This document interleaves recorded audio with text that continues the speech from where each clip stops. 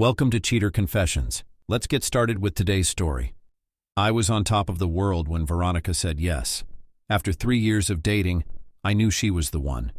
We had a perfect relationship, or so I thought.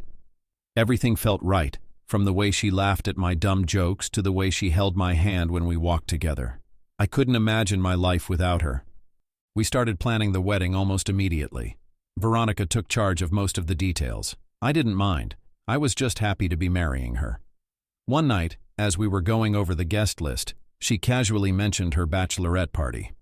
"Rachel and the girls want to take me to Vegas," she said, her eyes lighting up. "Vegas, huh?" I raised an eyebrow.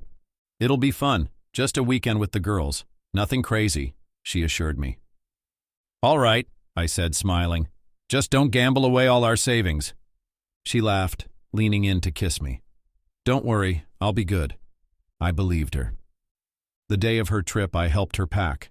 We joked around, and everything felt normal. "Are you sure you don't want to come along and crash the party?" she teased. "Nah, I trust you," I said, grinning. "Plus, I'll be busy with my own bachelor party. Just promise me you'll behave." She gave me a playful punch on the arm. "You've got nothing to worry about. I think you can last until Monday evening without me." We drove to the airport on Friday morning, and I kissed her goodbye, watching her disappear through the security gates.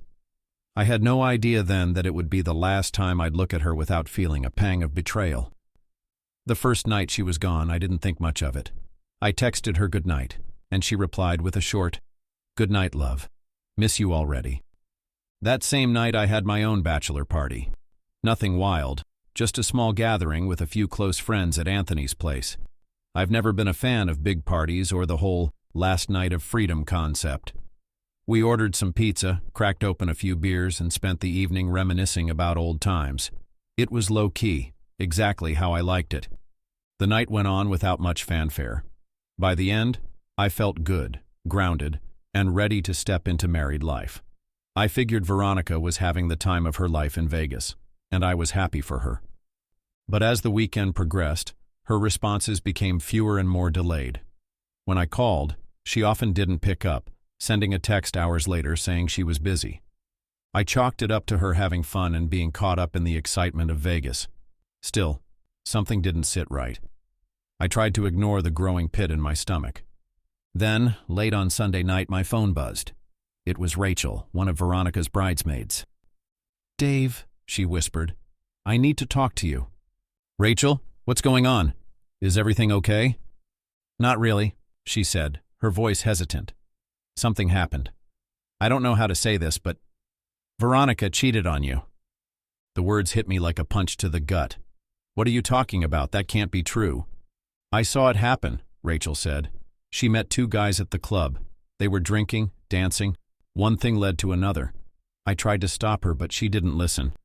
I was silent, unable to process what I was hearing. "Dave, I'm so sorry. I thought you should know." I ended the call, my hands shaking.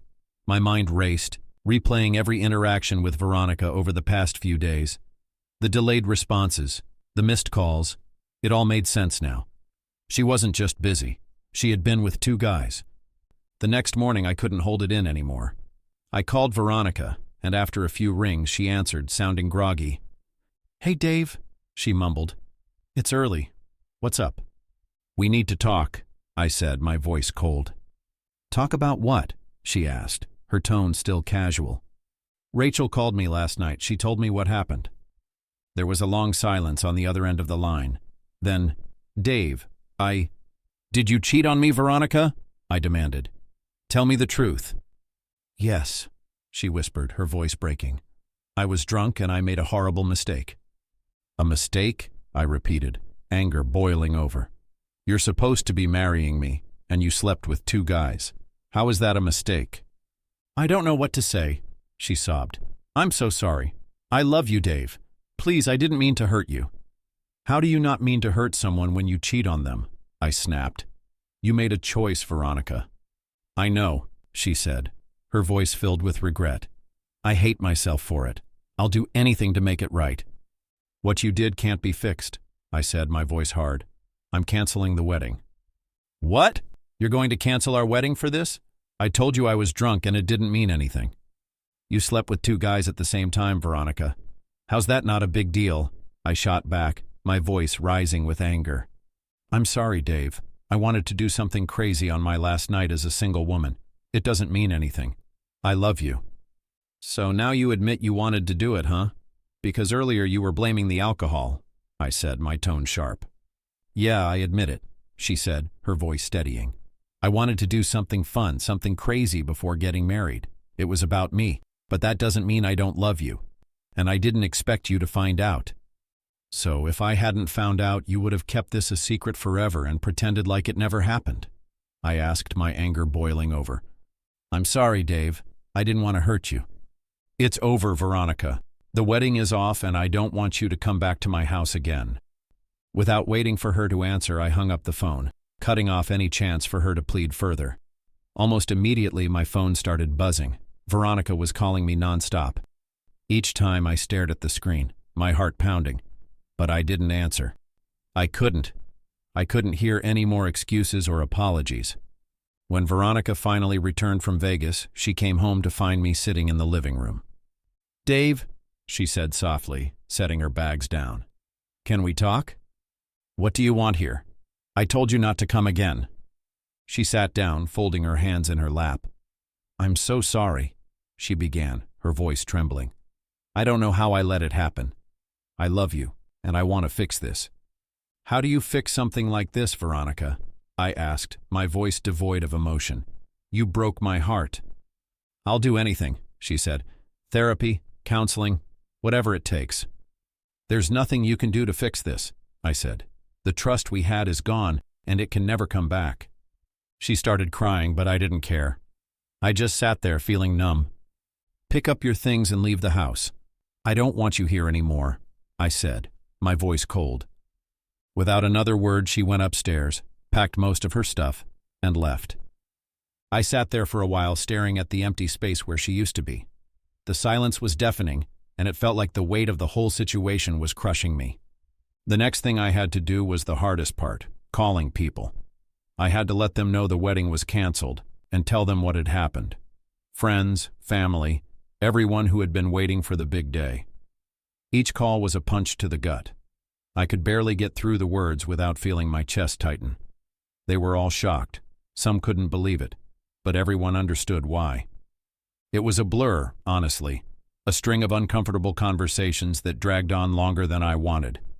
Each, I'm sorry, or I had no idea, was like a reminder of how deep the betrayal cut. Later in the evening, my phone buzzed. It was Rachel. Hey, Dave, she said, her voice soft but concerned. I just wanted to check in on you. How are you doing? I leaned back on the couch, staring at the blank TV screen. I'm not great, Rachel. It's been a rough day. I can imagine, she said, her tone understanding. Listen, if you want to get out of the house, talk to someone, anything, let me know. I'm here for you. I don't know. I'm not really in the mood for anything right now, I replied, my voice trailing off. We don't have to do anything big, she said. Just grab a drink, chat for a bit. I think you could use a distraction. I thought for a moment. The silence in the house was suffocating. Maybe getting out, talking to someone who wasn't involved in all this mess, would give me some relief. Yeah, maybe that's not such a bad idea, I said, my tone softer now. Great. I'll text you the details, she replied before hanging up. Later that night, I met Rachel at a small bar down the street. It wasn't too crowded, and the soft hum of conversation in the background was a welcome relief from the noise in my head. I grabbed a seat at a table in the corner, and Rachel joined me shortly after, her eyes scanning the place before landing on me with a warm, sympathetic smile. Hey, she said, taking a seat next to me. How are you holding up? I shrugged, trying to keep my emotions in check. I'm still processing everything. I don't even know how to feel anymore. Rachel nodded, sipping her drink. I can only imagine. You must be going through a lot. Yeah, I just didn't see it coming. I thought I knew her. We were about to get married, and now it's all falling apart. It hurts. She doesn't deserve you, Dave, Rachel said quietly, her voice soft yet firm. You deserve someone who sees you for who you really are, someone who values you the way you should be valued. I looked at her, taken aback. There was something in her eyes, an intensity I hadn't noticed before. "Thanks, Rachel," I said, my voice a little quieter. "That means a lot coming from you." She smiled, her gaze lingering on me a little longer than usual. The playful glint in her eyes was hard to miss now. She leaned in closer, her hand brushing against mine, just enough to feel the warmth of her skin. "You're a great guy, Dave," she said, her voice lowering. "You deserve better than what Veronica gave you." I swallowed hard, my pulse quickening. I wasn't sure if it was the alcohol, the pain from the breakup, or something else, but I could feel the tension between us growing. Rachel's hand slowly moved to mine, her fingers lightly curling around my wrist. "You don't have to face this alone, Dave. I'm here for you, no matter what." Her touch sent a shiver down my spine, and I looked at her, trying to process everything that was happening. Rachel had always been a good friend, someone I could rely on. But tonight, there was something different in her eyes, something more. I've always liked you, Dave," she confessed, her voice softer now, almost hesitant. "But you were with Veronica, and I didn't want to mess things up. Now that your relationship with her is over, I can finally admit it." She paused, her thumb brushing across the back of my hand. "I always cared about you more than just as a friend." The words hung in the air between us, and I felt my heart race again. Her confession caught me off guard, but the more I thought about it, the more it made sense. There had always been a connection between us, even if we never acted on it before. You always liked me?" I asked, still trying to wrap my mind around it. She nodded, her eyes meeting mine with an honesty that was impossible to ignore. "Yeah, Dave. But I never said anything because you were always so happy with Veronica. I never wanted to get in the way." I was silent for a moment, the weight of her words sinking in. And then, without warning, she leaned in, her eyes searching mine for any sign of hesitation, and that was when she kissed me. It started slow, tentative, her lips soft and warm against mine, but it quickly deepened. My heart pounded in my chest, and everything else seemed to fade away. All the hurt, all the confusion, none of it mattered in that moment. One thing led to another, and before I knew it, we were in bed together. The connection we had, the comfort of being close to someone who seemed to understand, made everything else feel distant, almost like a bad dream. Rachel didn't just distract me from the mess my life had become.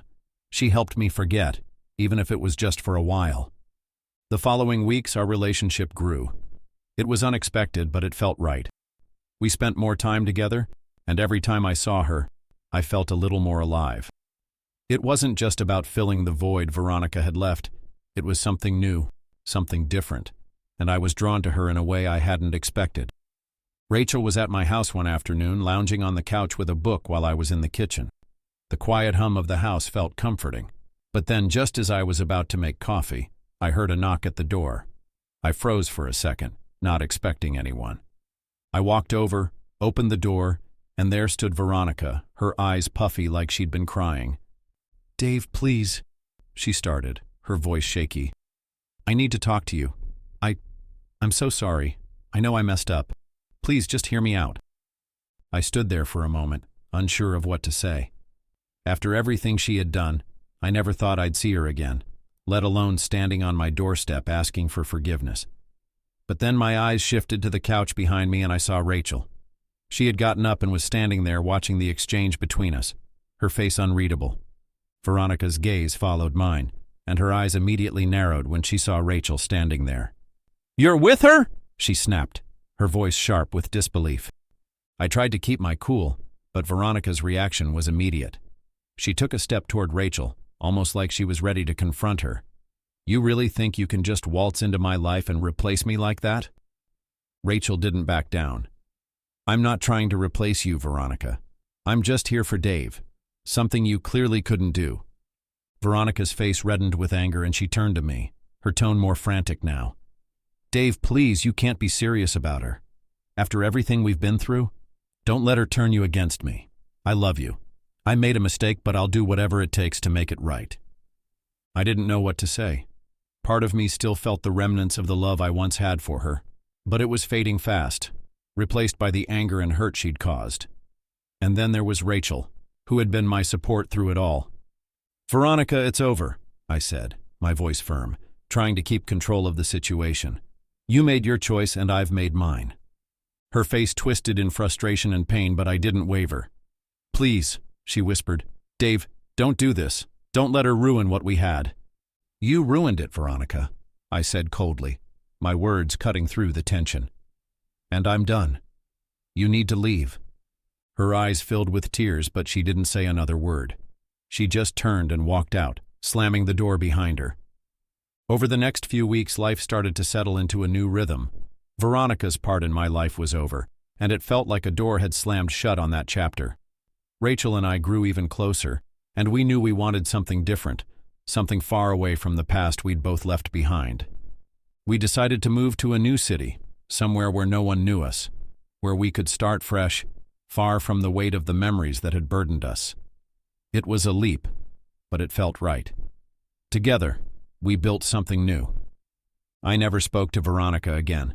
Her calls and messages went unanswered, and with each passing day, the anger and hurt I'd once felt faded into the background, replaced by a sense of peace I hadn't known in a long time.